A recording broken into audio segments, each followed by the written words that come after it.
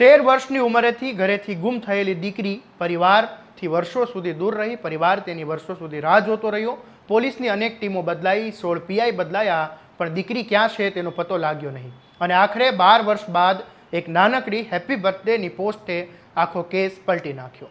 Social મીડિયાની એક પોસ્ટથી શરૂ થયેલી તપાસ રિક્ષાના ફોટા સુધી પહોંચી અને ત્યાંથી બેંક એકાઉન્ટ મળ્યું અને પછી પોલીસ વસ્તી ગણતરીના બહાને સીધી યુવતીના ઘર સુધી પહોંચી ગઈ.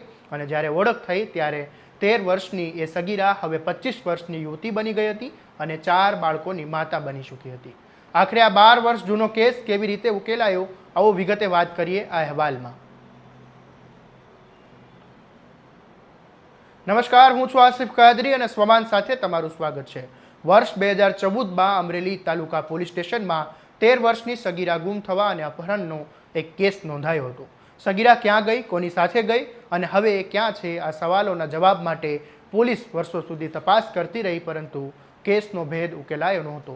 સમય પસાર થતો ગયો, પોલીસના અધિકારીઓ બદલાતા ગયા અને આ કેસ પણ જૂના કેસોની ફાઇલોમાં ડટાતો ગયો. પરંતુ અમરેલી પોલીસની એન્ટી હ્યુમન ટ્રાફિકિંગ યુનિટે આ જૂના કેસને ફરીથી હાથમાં લીધો અને તપાસ શરૂ કરી. પોલીસ પાસે સગીરાનો જૂનો ફોટો, જન્મ તારીખ અને પરિવારની માહિતી સિવાય ખાસ કોઈ કડી નહોતી. હવે પોલીસની મહિલા ટીમે સોશિયલ મીડિયા પર તપાસ શરૂ કરી. સગીરાની જન્મ તારીખના આધારે પોલીસે આશરે 1800 જેટલા ફેસબુક અને ઇન્સ્ટાગ્રામ એકાઉન્ટો તપાસ્યા. આ દરમિયાન એક શંકાસ્પદ એકાઉન્ટ મળી આવ્યું. ખાસ વાત એ હતી કે સગીરાની જન્મ તારીખના દિવસે જ આ એકાઉન્ટ પર હેપી બર્થડેની પોસ્ટ કરવામાં આવી હતી. પોલીસે આ એકાઉન્ટને વધુ તપાસ્યું. એક ફોટામાં પાછળ રિક્ષા જોવા મળી અને પોલીસે રિક્ષાના નંબર પરથી આરટીઓની મદદથી તેની માલિકની માહિતી મેળવી અને ત્યારબાદ આ રિક્ષાના માલિક સાથે જોડાયેલો મોબાઈલ નંબર મળ્યો અને ત્યારબાદ તપાસ કરતાં આ નંબર પરથી ગુજરાત ગ્રામીણ બેંકમાં એક ખાતું ખોલાવવામાં આવ્યું હતું. બેંક એકાઉન્ટનું ખાતું ખોલાવતી વખતે જે ફોટો આપવામાં આવ્યો હતો તે વર્ષ 2014માં ગુમ થયેલી એ સગીરાનો જૂનો ફોટો હતો. હવે પોલીસને ખાતરી થવા લાગી કે આ યુવતી કદાચ એ ગુમ થયેલી સગીરા છે. પોલીસ મોરબી જિલ્લાના હળવદ તાલુકાના ભલ ગામડા સુધી પહોંચી ગઈ, પરંતુ પોલીસની સીધી ઓળખ જાહેર કર્યા વિના પહોંચી અને પોલીસ કર્મચારીઓ વસ્તી ગણતરીના સ્ટાફ તરીકે ગામમાં ગયા. અલગ અલગ ઘરોમાં જઈને માહિતી મેળવવા લાગ્યા. થોડા ઘરોની તપાસ બાદ પોલીસ એક શંકાસ્પદ ઘર સુધી પહોંચી ગઈ અને ઘરમાં એક યુવતી હાજર હતી, પરંતુ તેણે પોતાનું નામ અલગ જણાવ્યું. પોલીસે સમજદારીથી યુવતીને તેના પિયરના પિતાનું નામ પૂછ્યું. યુવતીએ પિતાનું નામ સાચું જણાવતા જ પોલીસની શંકા સાચી સાબિત થઈ ગઈ. નામ જૂના પોલીસ રેકોર્ડ સાથે મેચ થતાં ખુલાસો થયો કે આ યુવતી બીજી કોઈ નહીં પરંતુ 12 વર્ષ પહેલાં અમરેલીમાંથી ગુમ થયેલી એ 13 વર્ષની સગીરા હતી. જ્યારે તે ઘરમાંથી ગુમ થઈ ત્યારે તેની ઉંમર માત્ર 13 વર્ષ હતી. આજે તે 25 વર્ષની યુવતી બની ચૂકી હતી અને 4 બાળકોની માતા હતી.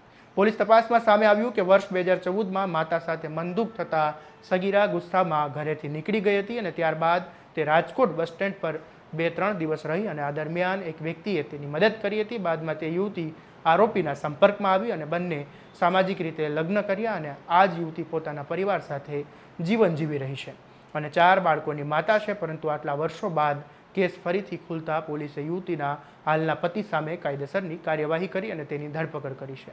આ સમગ્ર તપાસમાં સોશિયલ મીડિયા, રિક્ષાના નંબર અને બેંક ખાતા જેવી અલગ અલગ કડીઓ જોડીને પોલીસે 12 વર્ષ જૂના કેસનો ભેદ ઉકેલ્યો છે. ત્યારે આ મામલે અમરેલી જિલ્લાના પોલીસ વડા સંજય ખરાતે શું કહ્યું એ સાંભળી લો. અમરેલી જિલ્લાના અહીંના ચીતલ ગામથી એક છોકરી ગુમ થયેલ હતી અને જે વખતે એ છોકરી ગુમ થયેલ હતી ત્યારે એમની ઉંમર 14 વર્ષની હોય, જેથી જે તે વખતે એમની કિડનેપિંગની એક ફરિયાદ દાખલ થયેલ હતી. તે તપાસમાં આજ દિન સુધી છેલ્લા 18 વર્ષ દરમિયાન ટીમો બનાવી, જે એક અધિકારીના સૂઝબૂછથી સોશિયલ મીડિયાથી આજે બેન ગુમ થનાર છે એના પરિવારજનો અને એના સગા સંબંધી પાસેથી તપાસ જિલ્લા પોલીસ તરફથી હાથ ધરવામાં આવતી હતી. પરંતુ રાજ્ય સરકાર અને ગુજરાત પોલીસનું એક અભિગમ છે કે કોઈ પણ બાળક ઘરેથી જ્યારે ગુમ થાય છે અથવા એનું કિડનેપિંગ થાય છે, સાથે સાથે કોઈ પણ પ્રૌઢ વ્યક્તિ ઘરેથી ચાલી જાય છે ધંધાના કામે અથવા અન્ય રીતે, ત્યારે એમનું એને પરિવારના સાથે પુનઃ સુખદ મિલન થાય તે માટે જિલ્લા પોલીસ કાર્યરત રહે છે. અને 2025 અને 2026માં જિલ્લા પોલીસ તરફથી કુલ 111 બાળકો જે ઘરેથી અલગ અલગ કારણોના લીધે પ્રેમ પ્રકરણમાં, એક્ઝામના ચિંતામાં, ઘરના મમ્મી પપ્પા બોલવાના કારણે અથવા અન્ય રીતે જે કિડનેપ થયેલ હતા એમને પરત લાવવામાં સફળતા મળેલ છે. અને જે 18 વર્ષ કરતા વધારે ઉંમરના 25 અને 26ના કુલ 342 લોકોને જિલ્લા પોલીસ પરત લાવ્યા છે. ભૂતકાળમાં પણ આ બાબતે જિલ્લા પોલીસે ઘણા જુદા અને જુદા જુદા પ્રકારના કેસીસ ગોતી કાઢેલ છે.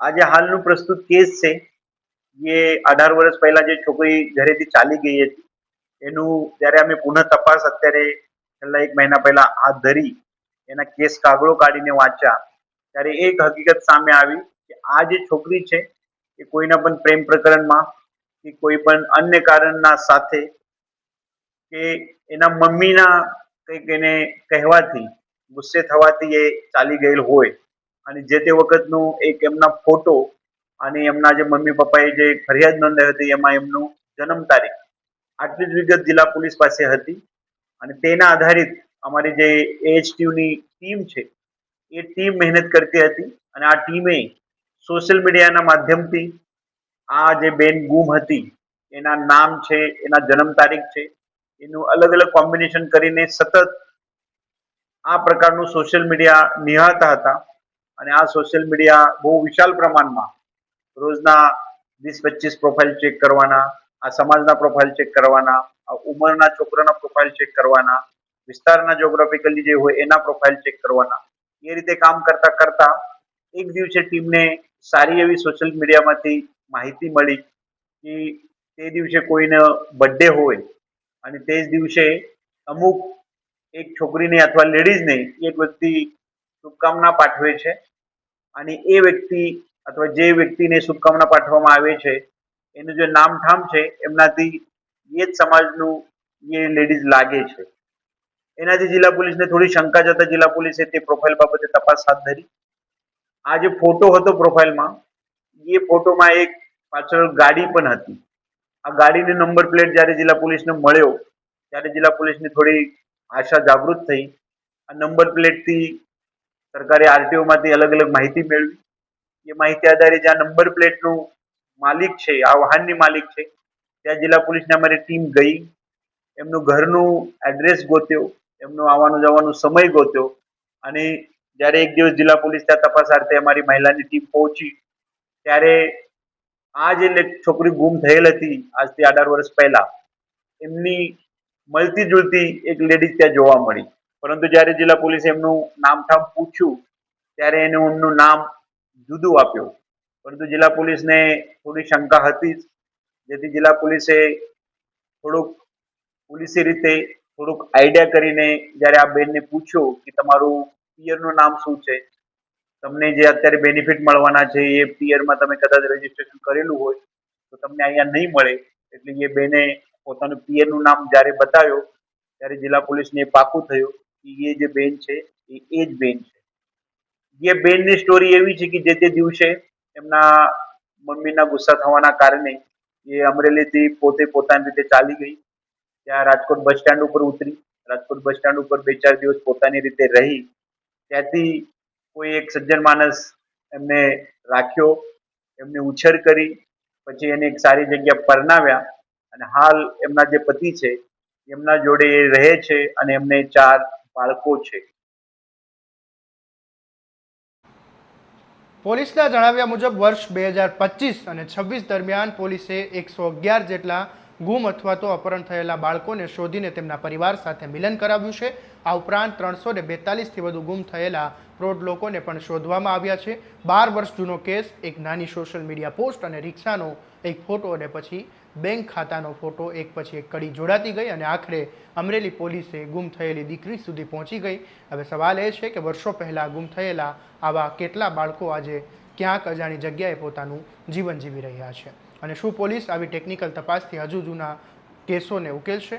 આ મામલે તમારું શું કહેવું છે અમને કોમેન્ટ બોક્સમાં જરૂરથી જણાવજો અને આવા જ દરેક અપડેટ માટે તમારા સ્વમાનને સ્વમાનથી સબસ્ક્રાઈબ કરવાનું ભૂલતા નહીં. નમસ્કાર.